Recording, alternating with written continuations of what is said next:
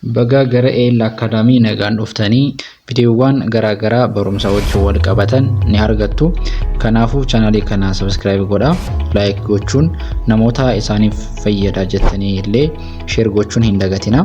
Chaanalii kanaan afaan Oromoodhaan barumsa ni argattu, akkasumas afaan Amaariffaa, afaan Ingiliffaa, akkasumas herreega dabalatee barumsa barbaadan yeroo fi bakka osoo hin daangessin karaa onlaayiniin yookaan sarara keessoon barachuu ni dandeessu.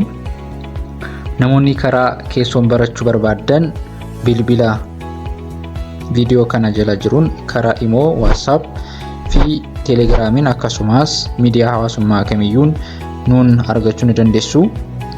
Barumsa keenya har'aan kan qabannee dhufne qubeewwan afaan Oromoo ni ta'u jechuudha. Akkuma beekamu qubeen afaan Oromoo qeenxee 26dha. Har'a kan ilaallu qubeewwan afaan Oromoo qeenxee, qubeewwan xixiqqaa fi qubeewwan guddaa afaan Oromoo ol bukkee iddoo tokkotti isinii qabadheen dhufeen jira. Ammaan dhumaatti na hordofaa, amma kallattiidhaan gara barumsa keenyaa kan deemnu ta'a jechuudha. Akkuma beekamu qubeen afaan Oromoo qubee xiqqaa fi qubee guddaa qaba. Amma isa argitanii inni halluu keelloo kun qabu maali? Qubee guddaadha. Isheen bukkee jirtu manni kun qubee xiqqaadha jechuudha. Kanaaf qubee xiqqaa fi qubee guddaa sirriitti ilaalaa, sirriitti adda baasuu qabdu jechuudha. Kanaaf viidiyoo kana mar'umaatti ilaala. Kanaaf qubee kana isa jalqabaa maal jennee dubbisna yeroo jedhnu na wajjin dubbisa, na wajjin shaakala yeroo ani jedhu isinillee na hordofuudhaan na duukaa jedhaati sirriitti qabachuu dandeessu jechuudha. Akkuma argitanii inni qubeen jalqabaa A jenna. Qubee xiqqaa fi takka qubee guddaa ta'an immoo qubee xiqqaa wal duukaa dubbisna jechuudha. A Ba Ca Da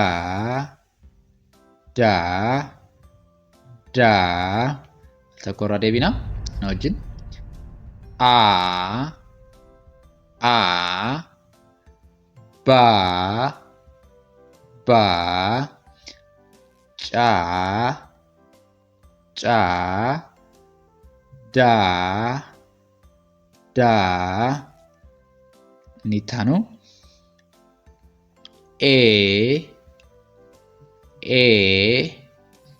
Fa Ga Ha al takkorraa deebina E Fa Ga Ha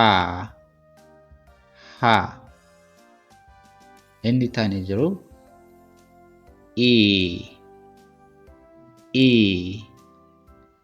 Ja Ka La al duukaa wajjin itti irraa deebina I Ji Ja Ka La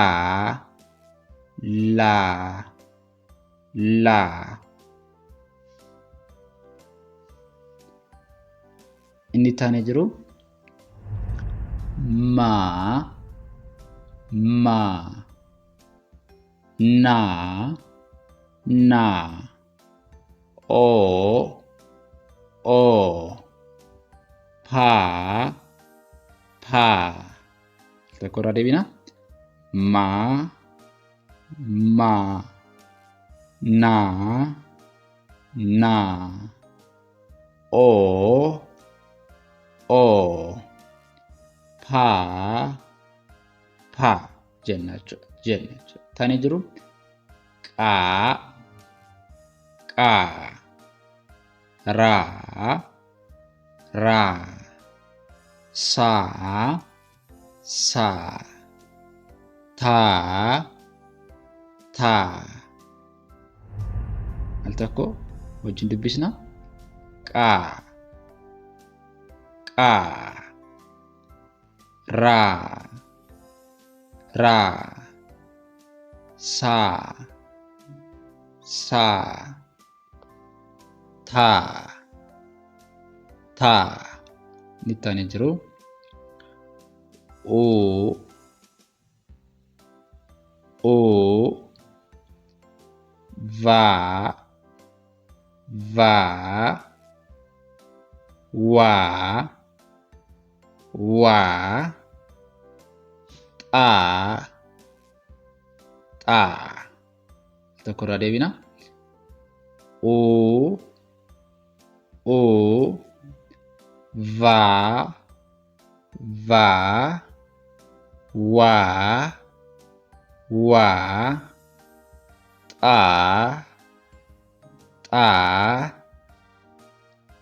jenna jechuudha. Inni ittaanii jiru yaa, yaa, zaa, zaa. Tokko irraa deebina.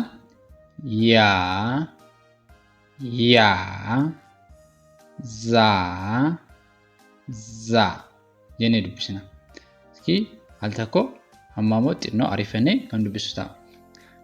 A, ba, ca, da, e, fa, ga, ha, i, ja, ka, la, ma, na, o, pa, qa, ra, sa, ta, u, va, wa, ta, ya, za jennee dubbisuu dandeenya jechuudha. Kanaaf qubeen afaan Oromoo qubeen xiqqaa fi qubeen guddaan kana fakkaatu.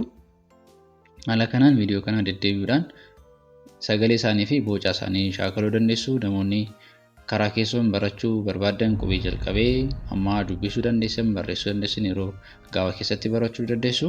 Kanaaf bilbila keenya viidiyoo kana jala argamuun nuuf bilbiluudhaan galmooftanii barumsa keessanii afaan Oromoos, Amaaraffaas, Ingiliffaa akkasumas herreegaa dabalatee barachuu dandeessu. Viidiyoo keenya har'aa kana fakkaataa ture. Viidiyoo kan biraan kan amma walitti deebinutti nagaan tura.